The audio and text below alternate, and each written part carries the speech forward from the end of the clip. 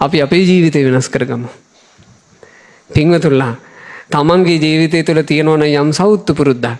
ඒ සෞත්තු පුරුද්ද මැඩගෙන යන්න පුළුවන් හොඳ පුරුදු වේගෙන් හදන්න. තමන්ගේ ළඟ තියෙනවා නම් හොඳ ලස්සන පුරුදු. ඒ ලස්සන පුරුද්ද තව ලස්සන කරගෙන දියුණු කරගන්න. ඒ පුරුදු සංසාරයේ අපට ඒකාන්ත කොට පිහිටක් පිණිස පවතිනෝමයි. බුදුරජාණන් වහන්සේ දෙවුරමේ වැඩ ඉන්නකොට ඔය සැවැත් නුවරට බණ අහන්න ආපු ගියපු තරුණයෙක්ම බුදුරජාණන් වහන්සේගේ ළඟ ඇවිල්ලා මහාන වුණා. මේ මහාන වෙච්ච තරුණයා මාසේ යන්න කලින් සැවැත් නුවර හිටපු දහස් ගාණක් භික්ෂුන් වහන්සේලාගේ අතරේ ප්‍රසිද්ධ වුණා. ප්‍රසිද්ධ වෙන්න තිබ්බේ ඒ භික්ෂුව ළඟ එකම එක සුන්දර පුරුද්දක්. ඒ පුරුද්ද තමයි දන් දීම. දන් දෙනවා ඒක පුදුම දන් දීමක්. උන්වහන්සේට දන් නොදී පැන් ටිකක්වත් බොන්න බෑ. තිබහ හැදිලා පැන් භාජනයේ ගාවට ගිහිල්ලා පැන් එක බොන්න ලැහැත්තිලා බලනවා වටපිට. හිටියොත් භික්ෂුන් වහන්සේ නම උන්වහන්සේ ළඟට ගිහින් අහනවා ස්වාමීනි මේ වතුර ටිකක් බලන්නමුද? අනේ අර වතුර එකක් පුරවන් ඇවිල්ලා පූජා කරනවා. වතුර ටිකක්වත් පූජා නොකර නොවනදන එහෙම භික්ෂුවක් ඇවිල්ලා මාසේ ගත වෙනකොට දෙවුරමේම හිටපු භික්ෂුන් වහන්සේලාට එක භික්ෂුවකටවත් දන් නොදුන්නා කියලා කියන්න නෑ. හැමෝටම දන් දීලා. ඒ භික්ෂුන් වහන්සේලා හරි ආදරෙන් මේ ස්වාමීන් වහන්සේ ගැන කතා කර කර ඉන්නවා. දවසක් ධම්සභා මණ්ඩපයේදී ওই කතාව ඇදුණා. එවැනි බලන්නකෝ අර භික්ෂුන් වහන්සේගේ තියෙන ඒ අහිංසකකම. අනේ උන්වහන්සේට අග්ගලයක් හම්බෙලා පිණ්ඩපාතේ කරගෙන එනකොට මූණට හම්බුනේ මං ඒ අග්ගලෙන් කොටහක් මට පූජා කළානේ. ඔන්න එක භික්ෂුවක් කියනවා. ඒකේ ඇවැන්නේ මීට දවස් 2කට 3කට කලින් කැවුම් වගේක් හම්බෙලා ඒ පිණ්ඩපාතේ කරගෙන එනකොට මුණ ගැහුනේ මාව. මට කැවුම් පූජා කළානේ. දැන් හැමෝටම තියෙනවා ඒ භික්ෂුවකින් ලැබූ දානයක් ගැන කතාවක්. භික්ෂුන් වහන්සේලා කට්ටිය ඔක්කොම එකතු වෙලා මේ භික්ෂුවගේ දාන ගැන හරියට කතාව. බුදුරජාණන් වහන්සේ උතෙන්ට වැඩම කළා. මහණෙනි මොකද්ද මේ කතාව? ස්වාමීනි භාග්‍යතුන් වහන්සේ අර නවක භික්ෂුව ගැන අපි මේ කතා කළේ. ස්වාමීනි මේ නවක භික්ෂුව පුදුම තරම් දාණයට ලැබීනේ. දන් දෙන්න ස්වාමීනි ඇඟෙන්ම ආපු පුරුද්දක් මේ භික්ෂුවට තියෙන්නේ. බුදුරජාණන් වහන්සේ වදාළා මහණෙනි එහෙනම් ඒ භික්ෂුවට එන්න කියන්න. ඔන්න එක ස්වාමීන් වහන්සේ නමක් ගිහිල්ලා ඒ භික්ෂුන් වහන්සේට කිව්වා ආන් ශාස්ත්‍රුන් වහන්සේ ඔබ වහන්සේව කැඳවනවා. අපි වැඩම කරමු. ශාස්ත්‍රුන් වහන්සේ සුන්දර දහම් කතාවකටයි ලැහැත් වෙන්නේ. දැන් ගිහින් එකතු කරගෙන ඉන්නේ සතුටුයි. එකතු කරගෙන ආවා. බුදුරජාණන් වහන්සේ ඒ භික්ෂුව ඉස්සරහා කියනවා මහණෙනි නුඹලා දන්නවද මේ භික්ෂුවට තිබුණේ කැත පුරුද්දක්. මේ භික්ෂුවගේ ඒ කැත සෞත්තු පුරුද්ද හොඳ පුරුද්දක් බවට පෙරල ගන්න උදව් කළේ මමයි. අද ඒ හොඳ පුරුද්දෙන් මේ භික්ෂුව ශ්‍රාවක සංඝයාගේ මැද ප්‍රශංසා ලබනවා. භික්ෂුන් ඇහුවා ස්වාමීනි මොකද්ද මේ අතීත කතාව? බුදුරජාණන් වහන්සේ වදාළා මහණෙනි මින් බොහෝම පෙර අතීතේ බරණැස බ්‍රහ්මදත්ත කියලා රජෙක් රාජ්‍ය විචාරමින් හිටියා. ඒ කාලේ මහා බෝධිසත්වයෝ ওই බරණැසම ප්‍රධාන සිටුවරයාගේ එකම පුත්‍රයා විදිහට ඒ සිටු පවුලේ උපන්නා. මේ සිටු පුත්‍රයා තරුණ වයසට පත් වෙනකොට අම්මයි තාත්තයි දෙන්න කාලක්‍රියා කළා. දෙමෝපිය දෙන්න මැරුණට පස්සේ දෙමෝපියන්ගේ ආදාහන කටයුතු මේවා ඉවර වෙලා ඒ සිටු මන්දිරයේ සේවක පිරිසත් එක්ක මේ සිටු තරුණයා තමන්ට අයිති ධනස්කන්ධය බලන්න ගියා. රන් ගබඩා, රිදී ගබඩා, මුතු ගබඩා, වතු පිටි වලින් එන ආදායම් ඔක්කොම ටික දැන් එකක් ගානේ account check කළා. දැන් අද කාලේ නම් ඔය සන්තක ධන එහෙමනේ තියෙන්නේ නේ. අර ඔක්කොම ටික එකක් ගානේ පරීක්ෂා කළා. මේව පරීක්ෂා කරනකොට මේ සිටුවරයාට හිතෙනවා මේ සිටුවරයා එසේ මෙසේ කෙනෙක් නෙමෙයි බෝසත්වරයෙන්නේ. මේ සිටුවරයාට හිතෙනවා මගේ මුතුන් මිත්තෝ හම්බ කරලා ගොඩ ගහලා හිස් අතින් ගිහින් මගේ මුතුන් මිත්තෝ හම්බ කරපු බව හැබැයි ගොඩ ගහලා ගිහින් ඒ අය ගොඩ ගහපු ධනය පෙනේ. ධනය හම්බ කරපු ඇය යොනු පෙනේ. මටත් යම් දවසක යන්න වෙනවා. මට යන්න වෙන දවසට මට මේ හරි හම්බ කරගන්න ධනය සන්තක ධනය අරගෙන යන්න පිළිවෙලක් නැද්ද? දැන් මෙහෙම හිතන්නේ කවුද? සංසාර ගමනේ දාන සීල නෙක්ඛම් ආදී පාරමිතා පුරාගෙන ඉන්න බෝසත්වරයෙක්. බෝසත්වරුන්ට ඔය පාරමිතාවලට අයිති ගුණධර්ම සහජයෙන්ම වැටහෙනවා. බෝධිසත්වයන්ට එකපාර වැටහුණා දානං තානං මනුස්සානං. මේ මිනිසයාට තියෙන ආරක්ෂාවක් දානය. දානං දුග්ගති වාරණං. දානය කියන එකෙන් මිනිසයාව දුගතියෙන් බේරනවා. දානං හග්ගස්ස සෝපානං. දානය කියලා කියන්නේ සුගතියට සෝපානයක්. සෝපානය කියලා කියන්නේ මොකද්ද? සෝපානය කියලා කියනවා පඩි පෙළට. සෝපානය කියලා කියනවා ඉනිමඟට.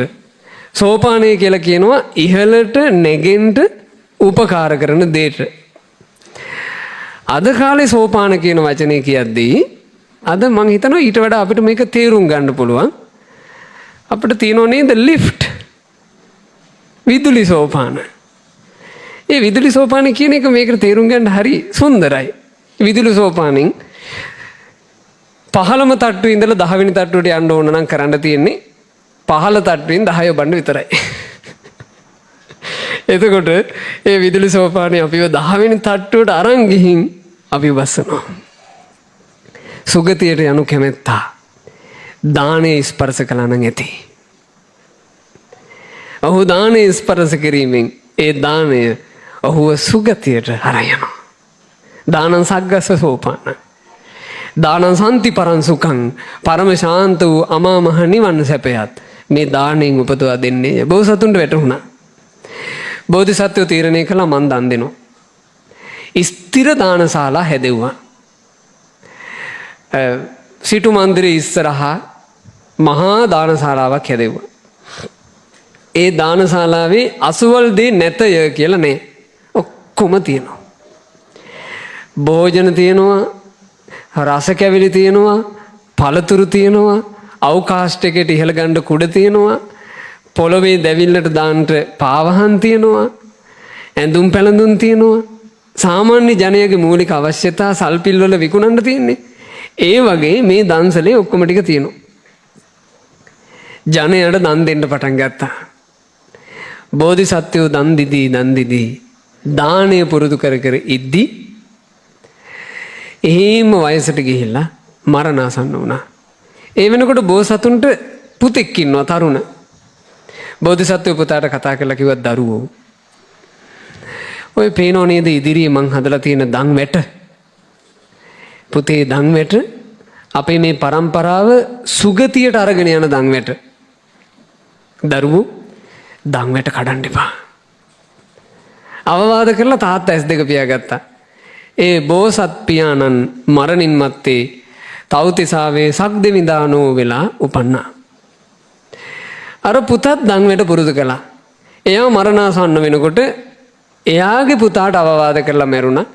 එයා උපන්නා තව්තිසාවේම සූර්ය දෙවියෝ වෙලා. ඒ පුතත් දානේ අඛණ්ඩව පුරුදු කළා. මරණාසන්න වෙනකොට තමන්ගේ පුතාට දානේ ගැන කියලා මැරුණා. එයා උපන්නා ඡන්ද දෙවියෝ වෙලා. ඒ ඡන්ද දෙවියෝ වෙච්ච කෙනාගේ පුතත් දානේ එක දිගට පුරුදු කළා. එයා මරණින් මත්තේ උපන්නා සක්දෙවිඳුගේ උපස්ථායක.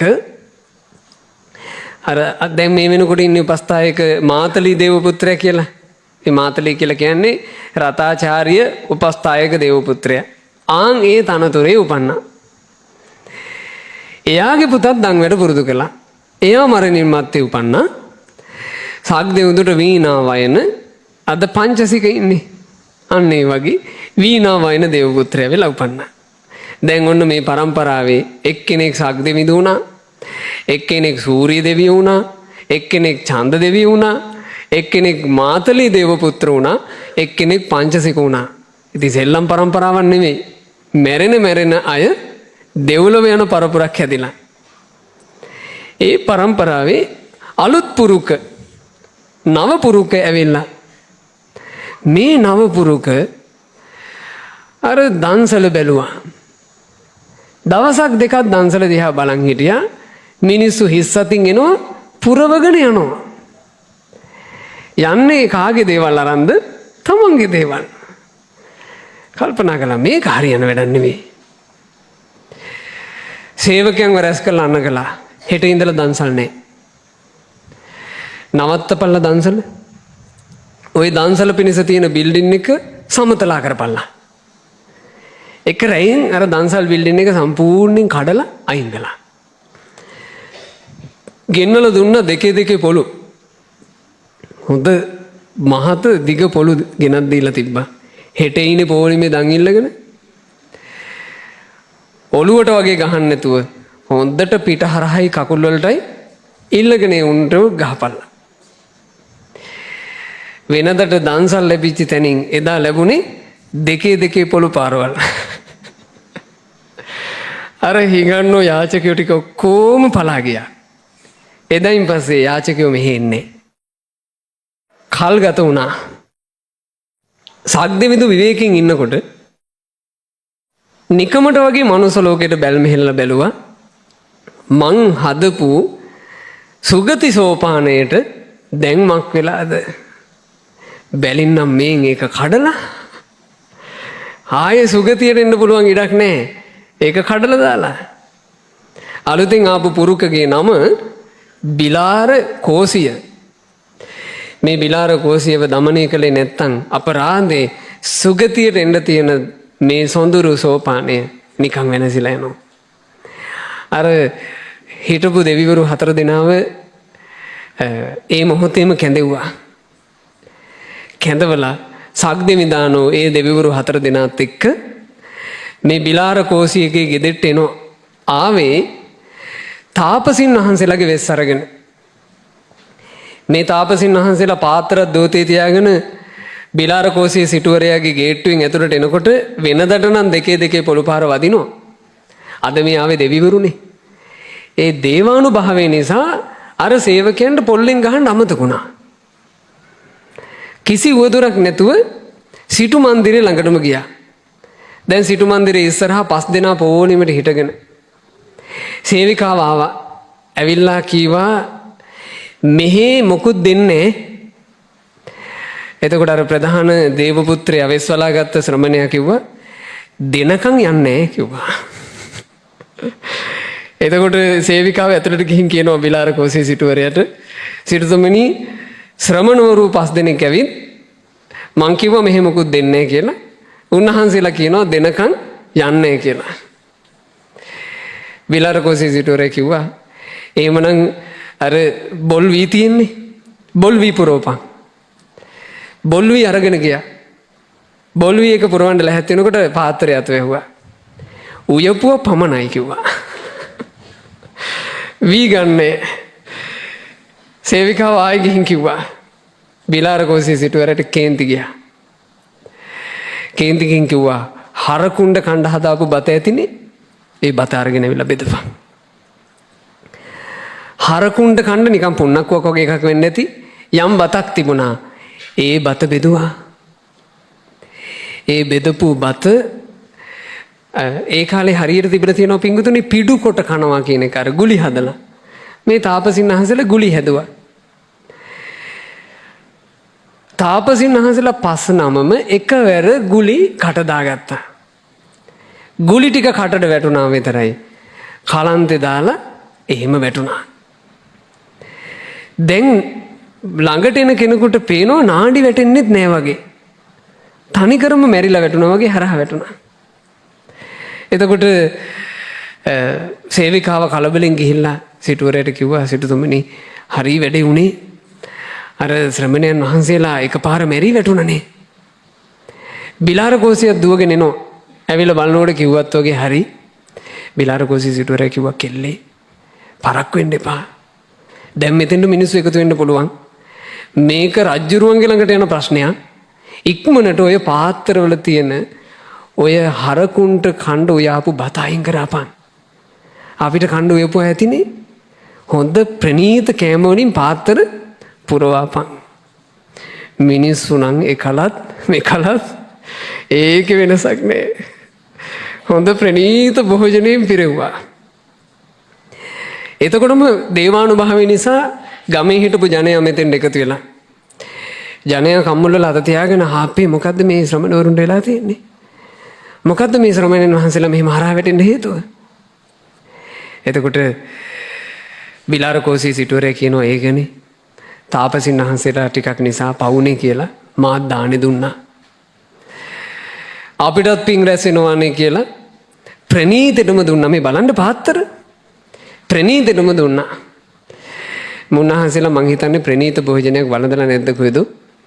ඉස්මුරුත්තාවට එනකන් කාගෙන ගියා. ඇදන් වැටුණා. ওই වචනේ කියනකන් දෙවුරු හිටියේ. ඒ වචනේ කියපු ගමන් දේවානුභාවයෙන් අර හෙල්ලෙන්නව නැතුව තිබුණු ශරීර නැගිට්ටා. කටේ තියෙනවනේ ගුලි ටික. ගුලි ටික එළියට අරගෙන ඒ ගුලි අල්ලේ තියලා පෙන්නවා මේන් අපට දීපු අමයුරු භෝජනේ. එතකොට අර මිනිස්සු හූල්ල කිව්වා අපේ මේ හරකුණ්ඩ කණ්ඩ දෙන එකක් නෙමේ දීලා තියෙන්නේ. එදායි බිලාර කෝසිය සිටුවරයා ලැජ්ජාවට පත් වෙනකොට එතන හිටපු සක්දෙවිඳානෝ දිව්‍ය වේශේ මවාගෙන බිලාර කෝසියට තර්ජනය කළා එම්බල කෝසිය සුගතියට යන සෝපානයක් ලෙස දන්වැට පටන් ගත්තේ මමයි. ඒ දන්වැටේ ප්‍රතිඵල විදිහට පරම්පරාවේ බොහෝ දෙනෙක් සුගතියට ගියා. ඔබ දැන් ඒක නැසුවා. වහාම සුගතියට නැගෙන සෝපානයේ යලි හැදිය යුතුයි. එහෙම හැදුවේ නැත්තම් එකපාර සක්දිවිඳුගේ අතේ මැවුණා යගදාවක්.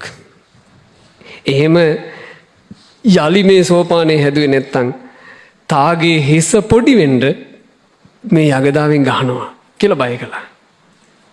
එදා පටන් ගත්ත පුරුද්ද සම්මා සම්බුදුරජාණන් වහන්සේ මුණ ගැහෙනකොට මුළු දෙව්රමේම භික්ෂූන්ගේ ප්‍රශංසා ලබන පුරුද්දක් බවට පත් වෙලා. ඒකයි පින්වතුනි අපේ ජීවිතේ අපිට අද යම් සුන්දර දෙයක් පුරුදු කරගන්න අවස්ථා ලැබුණු මොහොත ඩිංගිත්තක්වත් අතපසු කරගන්න එපා. සොඳුරු දෙයක් පුරුදු කරගන්න. කල්යාණ මිත්‍ර සත්පුරුෂයෝ මුණ ගැහිච්ච මේ මොහොත තප්පරයකින්වත් අපතේ යන්න දෙන්න එපා. සොඳුරු දෙයක් පුරුදු කරගන්න.